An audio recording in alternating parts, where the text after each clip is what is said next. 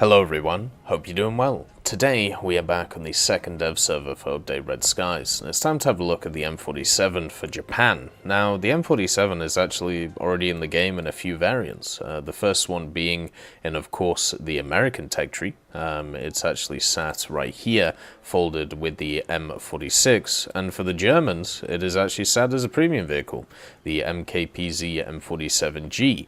The Japanese one is no real different between them. The only way that this affects Japan is obviously it bolsters lineups, which is always nice, and at the same time just gives them another solid medium tank that they can use. If we have a look at the armor profile of the M47, it has access to a 101.6mm upper glacis, which gives it around about 200mm of protection. This is pretty good, depending on what BR you're at and what you're facing. What I mean by that is the range of BRs. If you get up to A3, obviously you're going to get mullered, but if you get a down tiered and you're facing some AP stuff, it's not too shabby. On the lower glacis, you're looking at 90mm, which is steeply angled, and also 76.2, which is also pretty well angled, giving you pretty decent armor overall, apart from against heat. Then you have the turret itself, and you have all of the different layers of it. This turret can be incredibly trolley to shoot, and because there's so many different angles on it, because of the volumetric changes that have happened with War Thunder when it comes to shells, you get weird, odd ricochets off this turret as you fire in. The armor values may not seem that high, but remember, when it comes to volumetric shells, if they hit between two armor points, they actually count both of them in, or at least they used to. I don't think they've actually fixed that bug yet, and this means that areas like this, which are quite heavily angled and also quite steep, become really well armored.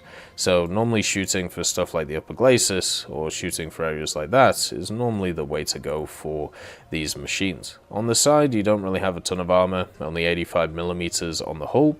The turret itself is only 63.5mm, so you should be able to go through that with the majority, and the booty as well doesn't have too much with only 60mm on the back. The crew itself is a crew of 5 though, so if your turret does get popped, you are still alive, you can still fight on with your machine gunner and your driver, and also because of where the ammunition is laid, it actually gives you extra survivability if you go hull down. The first stage ammo storage is right here next to where the loader is, and it's obviously placed around him, but it's kind of hard to hit if you are actually just shooting for the turret.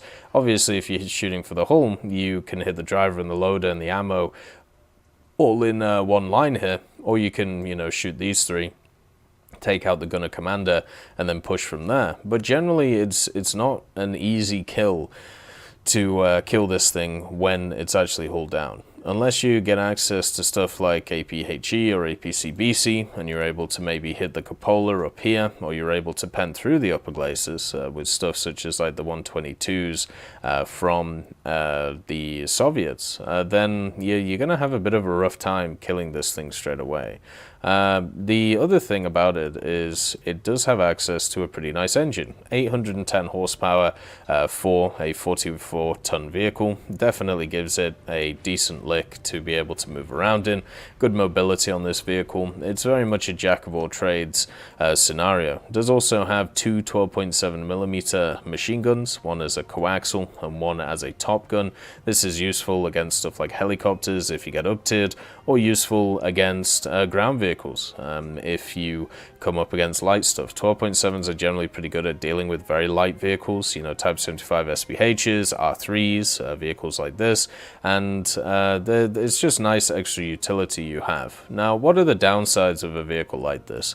Well, the major downsides, just looking at the X-ray, are twofold. The first thing, this doesn't have a stabilizer, and to be honest, this isn't that uncommon at this BR. There's a lot of vehicles that don't have stabilizers, but there's also a decent amount that do, in the form of British vehicles, which you'll face quite a lot.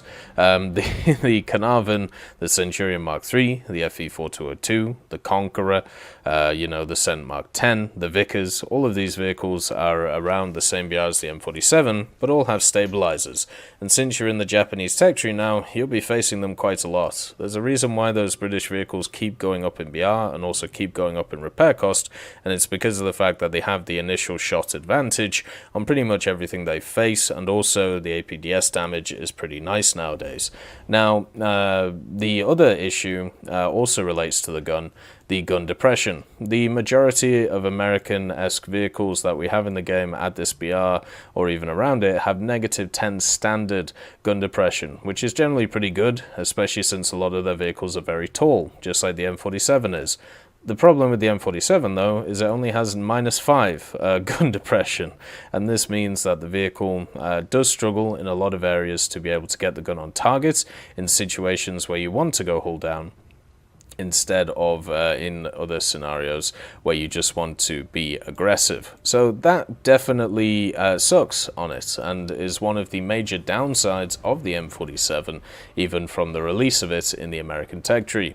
Another one which isn't as downsidey, but still is quite a big issue for the vehicle, is the stock grind. And the reason for this is the AP shell that you get pens 193, 166, 73, and then you get the M82 shot, which is at rank 1, which pens 185, 149, 64, so it pens a little bit less, but you get the HE filler on it, and then you have to wait all the way until the rank 4 to get access to the heat, which is right here, the Heat FS, which is the standard round of choice for this vehicle because of the increased penetration, and because you do deal with some decent heavy behemoths at this BR to be able to take out. The problem with it though is normally when it comes to vehicles like this, you don't have to get a ton of modifications to get to the heat. Normally you can do like parts, FPE, maybe adjustment of fire, and then suspension, filters, elevation, rangefinder, and then heat.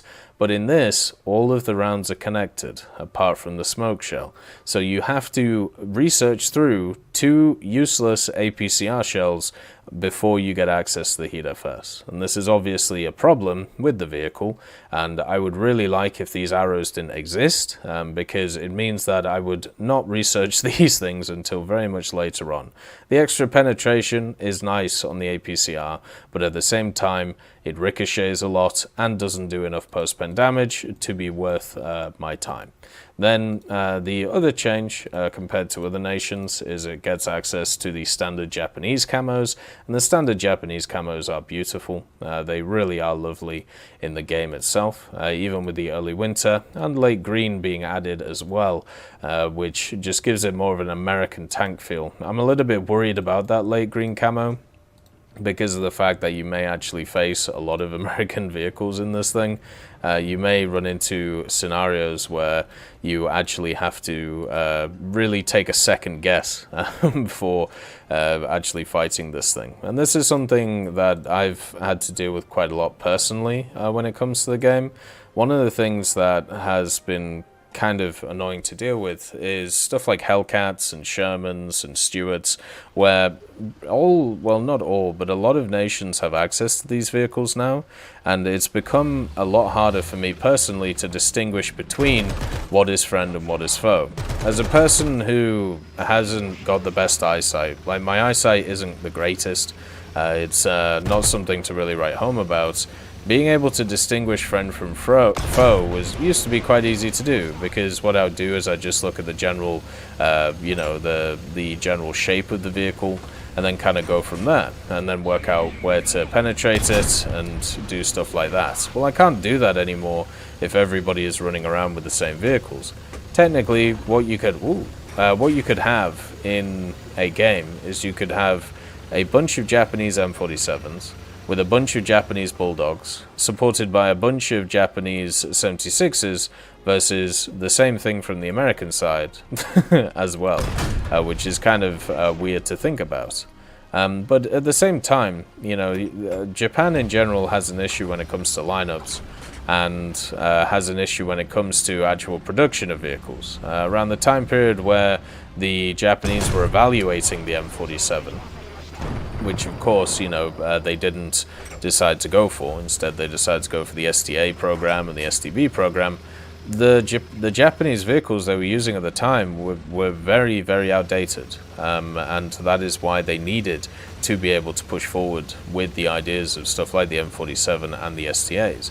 And to see this come to the game to bolster lineups where it's required, such as the 771 and even the 701 if you want to up-tier it, I'm completely fine with. I think Japan and many other nations do need a little bit of help when it comes to these things, because what's going to happen is, well, they don't really have anything else you can put in that area to actually, bolster the lineups themselves. So to have something like this M47, I think is completely fine to do that with.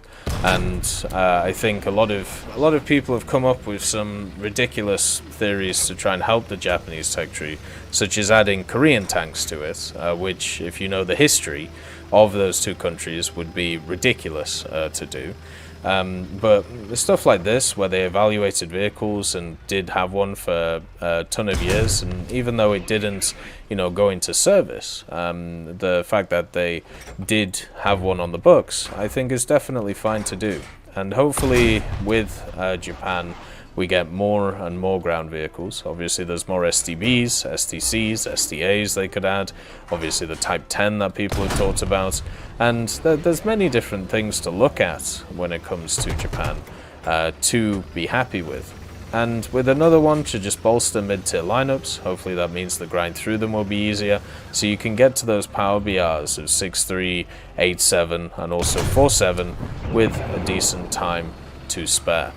I hope you all have a wonderful day, and I'll see you next time. I'd like to thank BRFC, Swollen Ostrich, Teddy, John Ryman, Universe A, Conte Baraka, Eugens Terry, Ambrosius McClellan, Daniel Stanton, Martinez, B. Young, Lafouche, Barine, and Samuel Schlick for supporting the channel.